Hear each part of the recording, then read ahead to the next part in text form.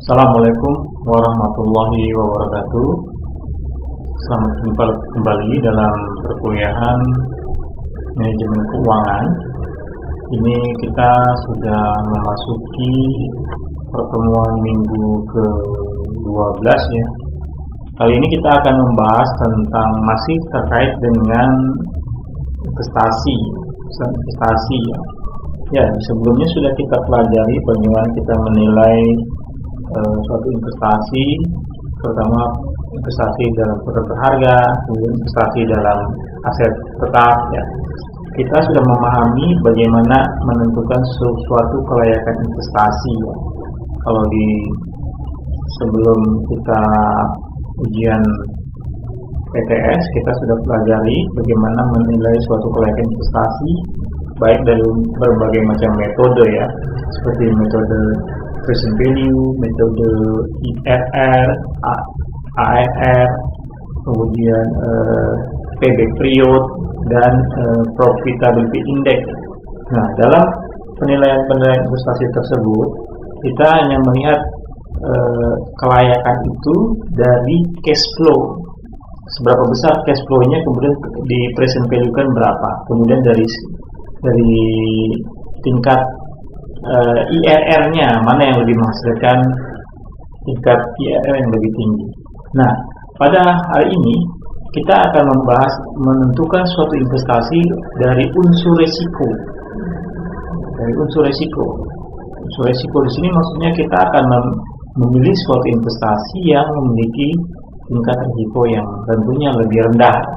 Oke, materi yang akan kita bahas pada pertemuan ini adalah tentang penjelasan pengantar investasi dan risiko, kemudian kemungkinan timbulnya risiko, kemudian yang terakhir adalah metode perhitungan risiko. Saya harapkan kalian lebih fokus dalam memperhatikan ini karena nanti sedikit perhitungannya agak lebih rumit dan lebih panjang dibandingkan dengan sebelumnya. Tapi saya harapkan kalian bisa fokus dan memperhatikan sehingga bisa memahami materi ini. Oke, kita mulai saja pengantar bahwa semua perusahaan yang bergerak dalam dunia bisnis itu akan tentu tidak bisa melepaskan terhadap adanya persaingan itu juga sebagai suatu risiko, sehingga risiko akan selalu ada dalam setiap investasi.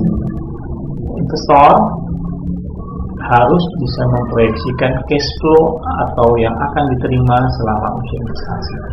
Nah, estimasi penerimaan itu belum tentu sama dengan kenyataan. Jadi ketika kita ingin menilai suatu investasi, kita melakukan suatu proyeksi cash flow. Nah, proyeksi tersebut atau estimasi tersebut itu belum tentu dengan kenyataannya karena adanya faktor-faktor tertentu, faktor risiko tadi. Apabila faktor-faktor tertentu tersebut bisa diramalkan, maka dia disebut sebagai risiko. Sedangkan bila tidak bisa diramalkan, itu disebut dengan ketidakpastian.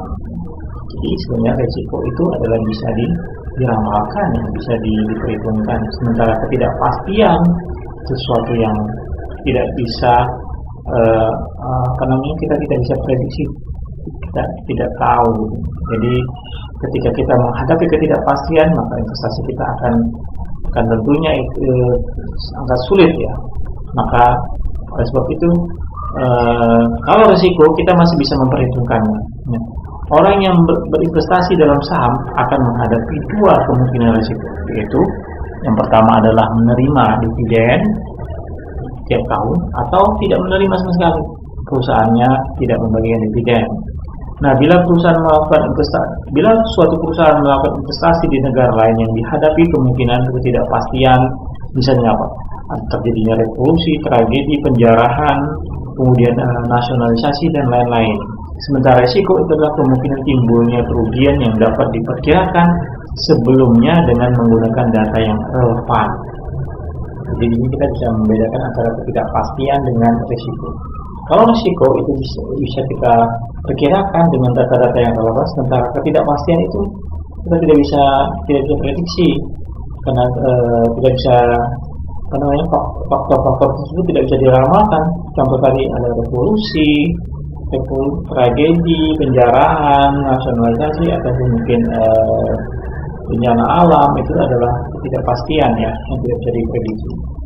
Nah, suatu proyek investasi yang mengharapkan return dari penerimaan yang akan datang ya, tentunya kalau kita ingin berinvestasi, perusahaan berinvestasi ataupun investor berinvestasi itu mengharapkan return. Seperti tadi, orang berinvestasi pada saham itu mengharapkan return berupa pendapatan dividen atau juga bisa berupa capital gain, selisih dari harga saham yang meningkat. Nah, penerimaan dari aliran kas tersebut itu bervariasi ya. Jadi penerimaan kasnya yang merupakan return yang bervariasi. Semakin besar variasi cash flow yang diterima itu, maka semakin tinggi risiko yang mungkin terjadi ya. Jadi kalau kaitan dengan risiko, maka cash flow yang semakin variasinya semakin jauh atau nanti itu berarti juga dia semakin tinggi risiko. Contoh, misalnya di sini ada dua investasi. Di sini ada investasi dengan risiko tinggi, kemudian ada investasi dengan risiko yang rendah. Investasi dengan risiko tinggi, kemudian investasi dengan risiko rendah. Kita perhatikan di sini untuk investasi risiko tinggi. Kita lihat di sini ada returnnya, kemudian ini ada kondisi ya, kondisi. Pada misalnya kita bisa buat 3 kondisi, yaitu kondisi buruk, kondisi sedang, dan kondisi baik ya. Kondisi baik ya. Kita lihat di sini cash flow-nya itu ada returnnya itu sangat yang dengan risiko tinggi itu cukup jaraknya cukup jauh ya. Antara buruk dan sedang itu ringnya adalah 5%. Sementara antara sedang dan baik itu ringnya juga 15%. Nah, sementara yang untuk investasi dengan risiko rendah, kita lihat nih returnnya. Di sini ada kondisi buruk, kondisi sedang, kondisi baik ya. Kita lihat pada kondisi baik atau buruk ya, itu 10%, sedangkan kondisi sedang itu 12%, sedangkan baik itu 14%. Kita lihat di sini ranknya ataupun variasi dari cash flow-nya itu jaraknya tidak terlalu tinggi. Ini berkisar selisih 2%, sementara di sini 5% ya, 15%. Nah, sehingga semakin besar variasi dari cash flow dari suatu investasi itu, maka dia memiliki risiko yang tinggi ya. Oke. Nah, kemudian beberapa kemungkinan timbulnya risiko itu disebabkan oleh yang pertama itu adalah besarnya investasi ya. Jadi risiko itu terkait dengan besarnya investasi. Maka investasi yang besar itu tentunya memiliki risiko yang lebih tinggi dibandingkan dengan investasi yang kecil, terutama dari unsur kegagalan atau kebangkrutan ya. Pasti ya, orang yang berinvestasi dengan nilai investasi 100 juta, kemudian ada orang yang berinvestasi dengan nilai 50 juta, tentu yang 100 juta itu punya risiko yang lebih besar. Karena kalau gagal dua-duanya berarti yang pertama itu rugi 100 juta, sementara yang kedua 50 juta. Artinya dia semakin besar nilai investasinya juga kemungkinan risikonya juga semakin besar. Kemudian yang kedua adalah hasil penanaman kembali dari cash flow atau return. Jadi hasil dari penanaman kembali suatu proyek investasi yang returnnya lebih tinggi atau rendah, jika return yang lebih rendah memiliki risiko yang lebih kecil, demikian sebaliknya. Ya, ini semacam suatu filosofis bahwa semakin tinggi return maka semakin tinggi risiko. Nah, berbalik juga, kalau return yang rendah itu berarti risikonya rendah. Kita bisa umpamakan seperti ini, suatu usaha, katakanlah usaha orang berinvestasi dalam usaha tambang. Usaha tambang itu kalau berhasil returnnya tinggi ya, sekali panen returnnya tinggi, pendapatannya banyak, tetapi juga memiliki risiko yang tinggi, risiko tinggi gagal panen ataupun ketika panen dirampok, dicuri dan lain sebagainya. Nah, itu sebuah contoh. Kita bandingkan kalau kita berinvestasi atau orang itu berinvestasi pada deposito bank ya, kalau dia punya uang kemudian dia taruh saja di bank dalam bentuk deposito, katakanlah bunga deposito itu sekarang berapa? Mungkin sekitar antara 5 sampai 6% dalam setahun. Artinya kecil ya, 1 tahun dapat 5 sampai 6% itu kecil.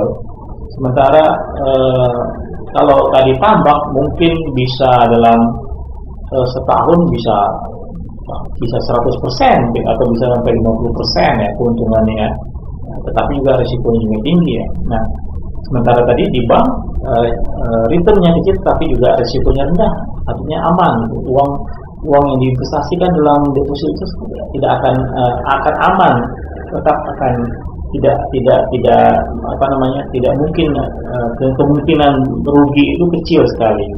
Misalnya saja kalaulah rugi mungkin karena banknya yang bangkrut, tapi itu kan artinya kemungkinannya masih jauh.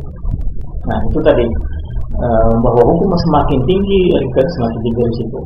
Nah kemudian yang kedua adalah penyimpangan dari cash flow ya, tadi yang kita contohkan sebelumnya, bahwa cash flow dari penerimaan keuntungan di masa yang akan datang dari masing-masing investasi tidak sama, ada yang paling besar dan ada yang kecil. Jadi semakin variasinya semakin besar, berarti risikonya juga semakin tinggi. Misalnya suatu investasi atau suatu proyek menghasilkan cash flow pada tahun ke tahun dengan range variasi yang begitu tinggi.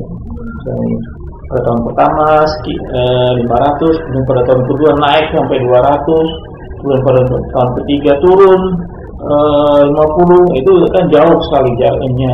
Itu memiliki tingkat risiko yang lebih tinggi dibandingkan sebuah investasi atau proyek yang cash flow-nya lebih stabil ya, tidak terlalu jauh jaraknya.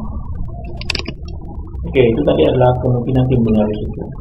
Sekarang kita masuk pada metode perhitungan risiko ya. Di sini saya harapkan kalian bisa fokus untuk bisa memahami materi ini untuk rumit perhitungannya. Yang pertama adalah analisis sensitivitas. Ini mungkin analisis yang paling sederhana ya. Nanti kita yang kedua yang mungkin agak susah, itu agak rumit ya. Pendekatan yang paling sederhana untuk menentukan risiko dari suatu proyek, pendekatan ini berdasarkan pada berbagai kemungkinan, yaitu adalah yang pertama ada estimasi investasi optimis, kemudian estimasi investasi wajar, kemudian yang ketiga adalah estimasi investasi pesimis ya. Jadi ini hanya melihat rank ataupun variasi dari cash flow dari ketiga kondisi ini ya. Nah, misalnya analisisnya dicari jarak atau rank antara yang optimis, wajar, kemudian pesimis. Kemudian investasi yang baik itu adalah memiliki rank yang lebih kecil. Contoh di sini ya, ada dua investasi, ada investasi A, kemudian ada investasi B ya. Dua-duanya sama-sama memerlukan pendanaan sebesar 500 juta. Kita lihat investasi A di sini pada kondisi optimis dia menghasilkan return sebesar 20%. Sementara pada kondisi wajar dia menghasilkan return 17%, sedangkan pada kondisi pesimis dia menghasilkan return 14%. Di sini ada rank antara pesimis dengan optimis itu ada jarak 6% ya, antara pesimis dan optimis. Kemudian pada investasi B itu pada optimis dia menghasilkan return 20%, pada wajar dia 16%, kemudian pada pesimis dia 10%. Berarti di sini ada rank antara pesimis dan optimis itu ada rank 12%. Nah, kalau kita lihat di sini bahwa investasi B itu memiliki risiko yang lebih tinggi dibandingkan dengan investasi A karena dia memiliki rank yang lebih besar ya, lebih besar dibandingkan investasi A. Di sini 6%, sementara B itu 12%. Sehingga di sini bisa kita simpulkan bahwa investasi B itu memiliki risiko yang lebih tinggi, sehingga kita akan lebih menguntungkan atau lebih aman kita akan memilih investasi A ya, investasi A. Oke. Ini adalah analisis sensitivitas yang sederhana ya. Nah, sekarang kita mulai pada menggunakan metode perhitungan analisis statistik. Oke, ini yang saya akan kalian fokus. Oke, yang pertama kita akan menilai risiko dari arus kas ya. Jadi yang pertama ini risiko arus kas, nanti yang kedua risiko arus kas proyek. Nah, yang pertama ini risiko arus kas. Kita melihat dua dua perhitungan. Yang pertama itu adalah kita akan menghitung nilai yang diharapkan, kemudian yang kedua adalah standar deviasi. Nah, nilai yang diharapkan maksudnya nilai cash flow yang diharapkan akan diterima, sementara standar deviasi ini nanti akan menentukan tingkat risikonya. Semakin tinggi nilai standar deviasinya, maka suatu investasi itu akan menjadi lebih tinggi risikonya. Nah, untuk menghitung nilai yang diharapkan itu diformulakan atau dirumuskan seperti ini ya. Jadi ekuivalen dari cash flow perkiraan estimasi cash flow dikalikan dengan probabilitas ya. P ini adalah probabilitas daripada setiap cash flow. Jadi setiap cash flow itu akan ada nilai probabilitasnya, itu juga merupakan perkiraan ya.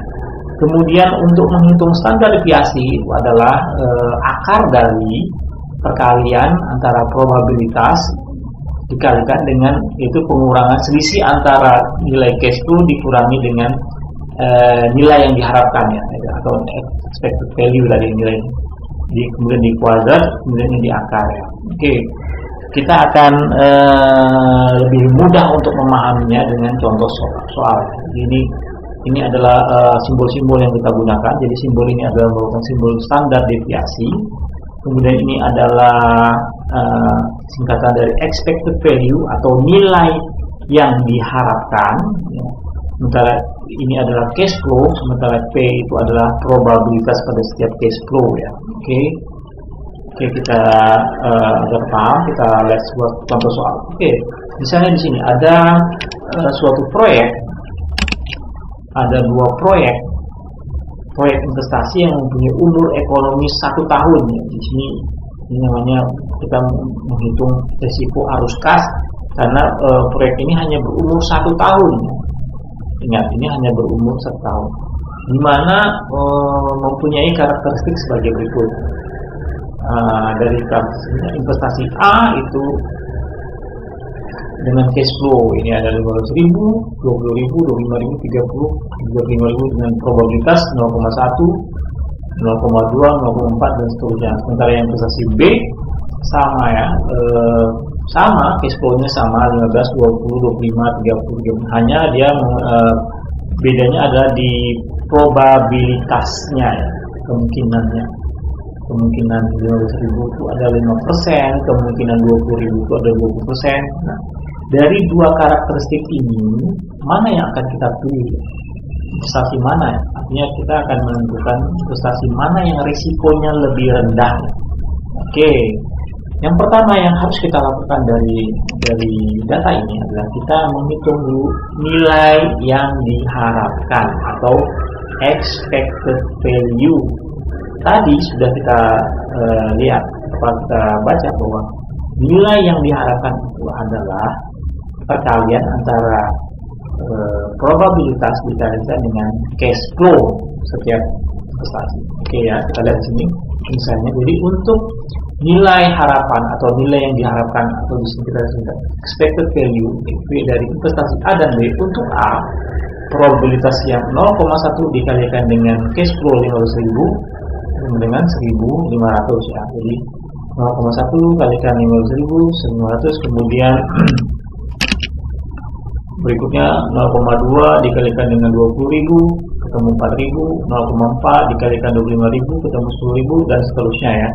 Kemudian itu kita total dari ini. Kita total ini adalah ketemu 25.000. Jadi expected value atau nilai yang diharapkan dari investasi A itu adalah 25.000. Sementara untuk B sama caranya, kita kalikan probabilitasnya tadi dengan data yang ada dikalikan dengan cash flow-nya 0,05 dikalikan 500.000, lanjut 0,20 dikalikan 20.000 dan seterusnya sehingga ini adalah hasilnya. Kemudian kita jumlahkan total, itu ternyata ketemu sama ya.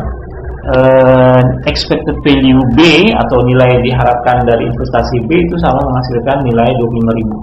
Nah, di sini kalau kita hanya melihat nilai yang diharapkan atau expected value, kita tidak bisa menentukan mana yang mau kita pilih karena sama-sama menghasilkan expected value atau nilai yang diharapkan sebesar 25.000. Maka oleh sebab itu kita harus menghitung standar deviasinya atau menentukan resiko mana yang lebih lebih tinggi ya. Nah, oke. Sekarang kita masuk untuk menghitung standar deviasi. Tadi adalah rumusnya ya. Yang pertama itu adalah yang untuk investasi A, ini adalah probabilitasnya. Kemudian ini adalah selisih antara cash flow dikurangi dengan expected value-nya ya, tadi 25.000 ya. Jadi ini 15.000, ini misalnya kita lihat di sini soal ini 15.000 di sini ya. Kemudian dikurangi dengan expected value-nya ya. Kurangi expected value, kemudian dikuadratkan, kemudian dikalikan 0,1 probabilitasnya ya. Ini ketemu 10 juta. Kemudian itu juga yang kedua 0,2 di 20.000, cash flow-nya dikurangkan dengan expected value 25.000, dikuadratkan, kemudian ke 0,12, seterusnya dan begini, sehingga ketemulah di total ini ketemu, jadi ini namanya adalah nilai varian A-nya adalah 30 juta. Nah, sebagaimana rumus tadi, rumus di depan itu adalah standar deviasi itu adalah akar dari itu tadi ya. Tadi ya, selisih cash flow dikurangi expected value dikuadratkan dikalikan probabilitas. Berarti kita akar nilai yang tadi kita hitung itu kita akarkan.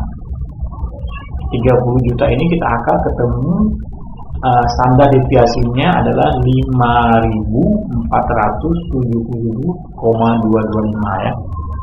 Oke. Nah, begitu juga untuk yang investasi B. Sama caranya, dikalikan tadi probabilitas dikalikan selisih antara cash flow-nya dikurangi dengan expected value ya. B itu sama 25.000 juga. Tadi masing-masing ininya dikalikan sama seperti di atas ini hingga ketemu nilai seperti ini. Kemudian kita total ketemunya adalah 12.500 variannya. Kemudian kita akarkan untuk menghitung standar deviasi, kita akarkan dari nilai ini ketemu 3.535,53. Nah, dari perhitungan ini kita tahu bahwa ternyata dari standar deviasi yang lebih rendah itu adalah pada investasi B ya. Investasi B itu memiliki standar deviasi yang lebih rendah, itu 3.500, dengan yang A itu 5.477. Sehingga di sini kita bisa simpulkan untuk memilih investasi B ya, karena memiliki risiko yang lebih rendah dibandingkan investasi A, walaupun keduanya memiliki nilai harapan atau expected value yang sama. Oke ya, demikian mungkin untuk yang bagian pertama ini adalah menghitung risiko arus kas. Baik, kita lanjutkan yang kedua. Yang kedua adalah menghitung risiko proyek. Nah, ini yang sedikit kita agak harus fokus ya, agak fokus. Kalau tadi di soal yang pertama itu risiko arus kas, kita menghitungnya suatu investasi yang umurnya hanya 1 tahun. Ya, umurnya hanya 1 tahun. Sementara untuk menghitung risiko proyek, ini adalah suatu investasi yang umurnya di atas 1 tahun. Ya. Umurnya di atas 1 tahun. Kita kembali ingat bahwa suatu investasi kalau dia lebih dari 1 tahun, maka dia akan mengalami nilainya mengalami penurunan atau nilainya akan mengalami penurunan. Ini di konsep time value of money. Oke, jadi kita kembali lagi buka materi-materi sebelumnya. Sehingga dalam perhitungan risiko proyek kita akan memasukkan unsur present value atau nilai sekarang. Oke ya, itu yang perlu kalian pahami. Nah, aliran kas itu ada aliran kas independen dan aliran kas tidak independen. Aliran kas independen adalah cash flow pada tahun ke-N menurun 30% tidak akan mempengaruhi cash flow pada N ke-1. Sementara aliran kas independen cash flow pada tahun ke-N itu mempengaruhi cash flow pada N ke-1. Ya, jadi untuk mengetahui ada aliran kas yang independen dan ada aliran kas yang tidak independen. Nah, untuk investasi independen dihitung dengan menentukan net present value yang diharapkan dan standar depresiasi dari net present value tersebut. Nah, ini adalah net present ini adalah untuk menghitung expected value, present value, expected value ataupun nilai diharapkan dari present value dari suatu proyek. Tadi karena dia umurnya di lebih dari 1 tahun, maka kita harus hitung present value kan nilainya ini 1 plus pangkat 1 ya, kembali lagi seperti itu. Kemudian ini adalah menghitung standar deviasinya. Standar deviasinya net present value di sini cash flow-nya di pangkat 2, dan ini di pangkat 2T ya. Jadi dia pangkatnya sudah 2T, tahun pertama itu sudah pangkat 2. Oke, nanti kita lihat di contoh agar bisa kita pahami ya. Oke, pelan-pelan kita lihat sebuah contoh soal. Misalnya ada 2 proyek investasi, di sini ada investasi A, kemudian ada investasi B, sama-sama mempunyai umur ekonomis 2 tahun ya. Oke. 2 tahun berarti dia lebih dari 1 tahun dan membutuhkan dana sebesar 700 juta ya. Jadi dana investasinya adalah 700 juta. Ini dulu kalau kita sebut sebagai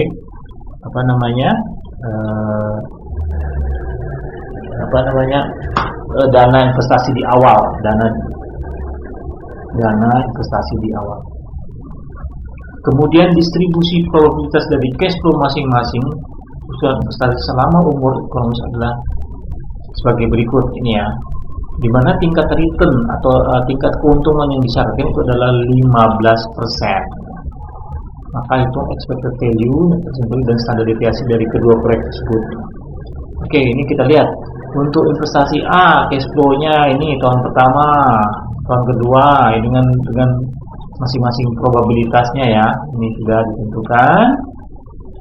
Ini ada 300, 3,5 dan seterusnya. Sementara investasi B itu seperti ini tahun pertama, kemudian tahun kedua dengan tingkat probabilitas yang seperti itu. Nah, langkah pertama apa yang harus kita lakukan? Yang pertama, kita menghitung dulu expected value, nilai yang diharapkan dari investasi setiap tahunnya. Setiap tahunnya ya. Oke. Nah, kalau tadi kita pakai tabel, sementara ini kita langsung saja seperti ini. Berarti nilai harapan dari investasi A dan B setiap tahunnya. Untuk nilai investasi atau proyek A pada tahun ke-1 itu tinggal kita kalikan ya. Cash flow-nya dikalikan dengan probabilitasnya 300 juta kali 0,1, 350 juta kalikan 0,2 dan seterusnya ya. Ini kita lihat ini, misalnya ini tadi ini 300 juta kalikan 0,1, 350 juta kalikan 0,2, ini dikalikan dan ini juga dikalikan. Kemudian nanti ketemu, ini juga seperti itu, tahun investasi B juga seperti itu, masing-masing dikalikan sehingga ketemu. Tahun pertama sekian, 333 juta untuk nilai diharapkan ya. Sementara yang tahun kedua untuk investasi A itu adalah 500 juta. Sementara yang untuk investasi B tahun pertama itu adalah 400 juta, tahun keduanya adalah 480 juta. Jadi caranya sama ya, tinggal dikalikan masing-masing.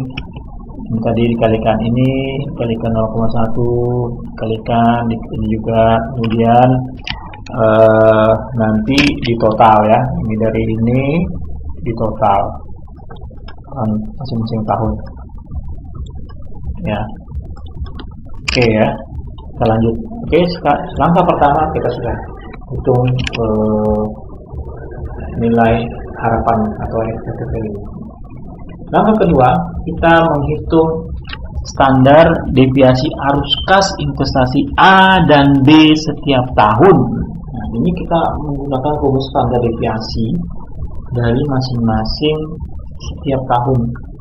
Ya, caranya itu nilai probabilitasnya itu rumusnya kan probabilitas, ini probabilitasnya dikalikan dengan selisih antara cash flow dikurangi dengan expected value atau nilai diharapkan tadi di kuadrat di pangkat 2. Ya. Jadi ini 373 ini itu dari nilai yang tadi ini, nilai harga. Sementara 300 jutanya itu adalah nilai cash flow-nya. Maaf. Ya. Lanjut juga yang kedua, 350 juta dikurangi 33 pangkat 2 dikalikan probabilitas. Kemudian lanjut yang berikutnya, 400 juta dikurangi 373 pangkat 2 dikalikan 0 probabilitasnya. Terus seperti itu. Kemudian nanti di akar. Hasil ini di total kemudian di akar. Ya, di akar. Kan tadi rumusnya akar ya. Standar deviasi itu akar. Kalau di akar itu sama juga dengan pangkat setengah. Jadi akar itu sesuatu yang di akar itu sama aja dia akar X itu sama dengan X pangkat setengah. Ini sama aja nih secara matematis. Nah ini dari total ini tadi kita pangkat setengah ya, pangkat setengah ya, sehingga ketemu ini. Begitu juga yang lain caranya, yang tahun kedua standar deviasi prestasi A tahun kedua caranya sama. Kemudian B juga begitu juga caranya, dan tahun kedua juga. Nah soalnya mungkin ini Pak, waduh ini nolnya sangat banyak sekali. Ini kalau pakai kalkulator ini nggak sanggup kalkulator yang menghitung. Kalau dengan contoh seperti ini, gunakan menghitung dengan Excel ya. Dengan Excel ini akan terbantu sekali. Oke, saya akan contohkan satu cara menghitung. Ketemu nilai 61.065.538 ini dengan Excel ya. Oke ya, kita buka Excel ya. Oke ya. Ini tadi kita menghitungnya, kita buka ini ya datanya. Datanya di contoh soalnya ini ada di sini. Nah ini ya. Soalnya begini ya. Ini yang mau kita hitung ya. Oke, kita buka Excel ya.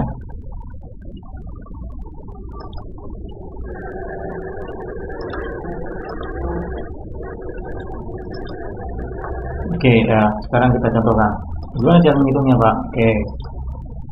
Cara menghitungnya ini. Ini yang cash flow-nya kita copy saja, gitu. Oke, kita copy, kemudian pindahkan ke Excel. Nilai tadi ya, nilai cash flow tahun pertama. Oke, sebelumnya.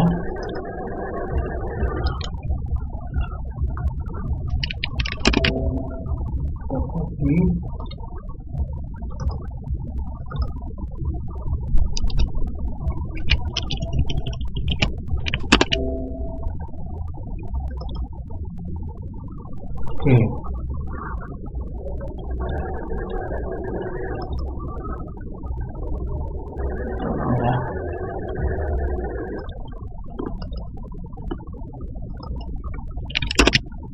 Oke ya. Kita copy, paste di Excel lagi. Ini supaya kelihatan, kita tarik aja nilainya. Nah, tadi ya nilainya yang tadi ya. Ini kita copy. Kemudian tadi kan dikurangi, ini dikurangi dengan hasil ini expected value 373 juta yang investasi A tahun pertama. Berarti di sini kita masukkan 373 juta. Oke. Ya. Ini biar sama, kita tarik semua di sini 37 juta. Oke, ini hilangkan nolnya. Ini juga supaya enak lihatnya, kita kecilkan aja hurufnya. Oke. Nah, kemudian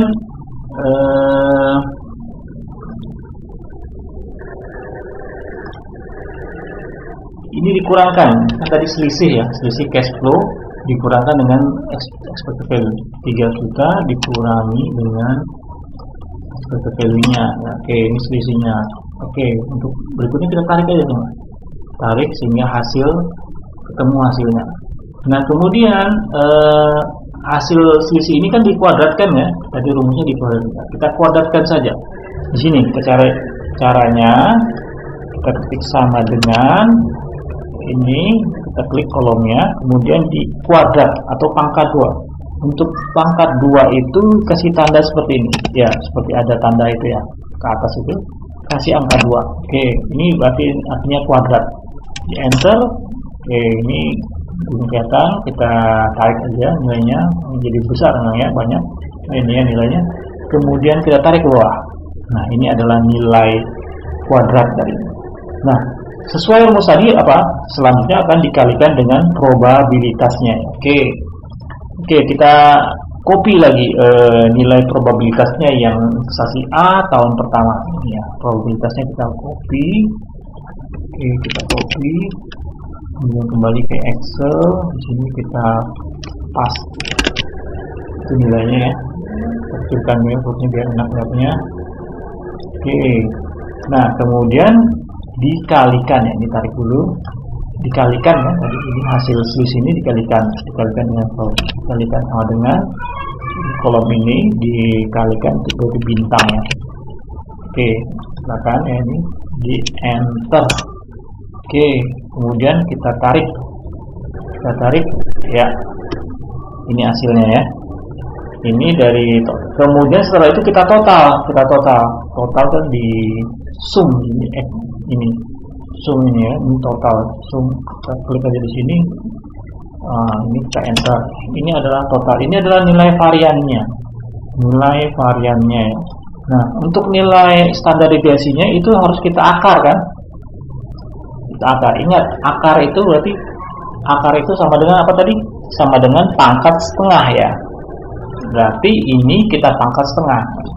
Berarti ini sama dengan nilai variannya pangkat setengah tadi. Kalau pangkat tandanya seperti ini tadi ya, seperti ya, dari panah ke atas itu pangkat setengah. Oke, kita kasih sini 1/2. 1/2. Oke ya. Sama dengan enter. Nah, ketemu. Inilah nilainya 61.065.538 ya. Ini tadi nilai standar deviasi dari, oke saya besarkan ya, ini tadi di hitungan tadi ini. Oke ya, ini tadi nilainya 61 ini tadi nilai di ini tadi hitungan ini tadi ini ya, maaf ini tadi ya, ini. Oke, atau ini saya kasih. Nah, ini tadi, ini nilai yang cara dengan Excel tadi. Oke ya, nanti bisa diulang, di rewind tadi yang cara saya menghitung dengan Excel sehingga ketemu nilai-nilai ini tadi saya hitung juga dibantu Excel. Nah, ini adalah nilai kita sudah masuk tahap kedua ya, standar deviasi arus kas investasi A dan B setiap tahunnya ya. Oke, sekarang kita masuk yang berikutnya adalah menghitung net present value dari masing-masing investasi A dan B. Karena dia 2 tahun maka kita hitung net present value. Tadi di soal itu adalah tingkat keuntungan yang disyaratkannya adalah 15% atau 0,15. Oke, berarti untuk menghitung present value-nya, berarti untuk present value untuk investasi A itu bagaimana kita biasa hitung ya. Ini tadi cash flow-nya ya. Ini cash flow expected. Kita ambil expected value-nya ya. Ini kita balik sini ya. Ini ya tadi ini maaf. Ini tadi 373 ini. 373 ini, kemudian ini tahun keduanya adalah 500 juta untuk investasi A. Sementara yang investasi B itu tahun pertama 400, tahun kedua adalah 480. Ini nilai dari nilai dasar. Kita masukkan di sini tadi. Oke, kita masukkan di sini. 373 dibagi 1 plus 0,15% ya, pangkat 1. Kemudian tahun kedua 500 juta dibagi 1 plus 0,15 pangkat 2 sehingga ketemu total present value-nya adalah 702.419.6. Oke, ini juga kalau kalian agak besar ini bisa pakai menghitungnya di Excel ya, dengan cara menghitung rumus ya. Saya kira sudah bisa ya. Kalau seperti ini langsung aja dipakai di Excel. Begitu juga dengan yang B seperti itu ya, ketemu cara tadi 400, ini ketemu 700. Nah, kemudian untuk menghitung net present value itu berarti nilai total present value dari cash flow-nya itu dikurangi dengan biaya investasi ya. Biaya investasinya tadi berapa? 700 juta. Ini tadi kita kembali ke soal ya, supaya ingat di soal tadi disebutkan bahwa membutuhkan dana sebesar 700 juta. Berarti ini yang dikurangi. Nah, kembali lagi hasil tadi. Nah, dari hasil hitungan ini dikurangi dengan 700 juta ya. Sehingga ini yang untuk A ketemu net present value-nya 2.409 gas dan seterusnya. Sementara yang B net present value-nya adalah 10.775 ya. Kalau lihat di sini kita lihat bahwa dua-duanya investasi ini layak ya, karena menghasilkan net present value yang positif ya. Ya, kita sudah pelajari ya di sebelumnya bahwa suatu investasi itu dikatakan layak kalau menghasilkan net present value yang positif. Dan kalau kita lihat di sini, mana yang lebih besar? Net present value-nya adalah tentu net present value dari investasi B 10 juta, sementara yang A hanya 2.400.000. Tetapi kembali tadi kepada tujuan di awal bahwa kita ingin mencari suatu investasi yang memiliki risiko yang rendah. Oke. Nah, untuk menentukan risiko yang rendah itu ditentukan dengan perhitungan standar deviasi. Standar deviasi. Standar deviasi untuk proyek itu kita menggunakan standar deviasi net present value. Nah, rumusnya tadi adalah cash flow di pangkat 2T ya, pangkat 2, kemudian ini 1+R pangkat 2T. Ini ya. Nah, data yang kita ambil untuk standar deviasi dari investasi A itu adalah ini 61 juta ini. Gimana? Yang hasil hitungan yang tadi ini, yang hasil hitungan dari hitungan dari ini tadi, standar deviasi arus kas yang tadi pakai Excel itu. Nah, ini yang tahun pertama 61, 65, 538, kemudian yang tahun kedua 63, 245. Yang B itu tahun pertama 114, tahun keduanya 116. Oke, kita masukkan ini yang A 61 di pangkat 2, kemudian 1 plus 0,15 pangkat 2 ya. Jadi di sini pangkat 2 ya, bukan pangkat 1 kalau untuk standar deviasinya. Kemudian yang ini yang tahun kedua 63 pangkat 2T berarti 4. 2T kan, 2 kali 2 4. Sama di sini juga 2T, 2 kali 2 4. T itu maksudnya tahun kedua, berarti 2T tahun kedua 4. Begitu juga yang B, sama begitu. Ini adalah nilai yang kita ambil tadi di sini. Ini 114 juta, 116. Nah, kemudian ini ya, kita masukkan di sini di pangkat 2, di pangkat 2T. Nah, ketemunya ini memang nilainya jadi besar ya. Ini untuk membantu menghitung ini memang kita harus menggunakan Excel ya. Kita harus kalau kita menggunakan kalkulator kita tidak mampu nolnya. Biasanya juga dia menyingkat dengan pangkat min berapa ini. Kita bingung melihatnya. Lebih baik gunakan Excel ya, gunakan Excel ini ya. Jadi caranya itu sesuai rumus ini. Ini kalau pangkat 2 tadi, kalau dikasih pangkat 2 dibagi, kalau di akar ini berarti dia pangkat setengah ya. Akar itu namanya pangkat setengah. Ya, silakan nanti untuk menghitung kayak gini pakai Excel ya. Nah, ini ketemu dan ternyata dari hasil temuan ini dapat kita simpulkan bahwa walaupun investasi B itu menghasilkan net present value yang lebih besar dari net present value A, namun memiliki risiko yang lebih tinggi karena dia menghasilkan standar deviasi yang lebih besar ya.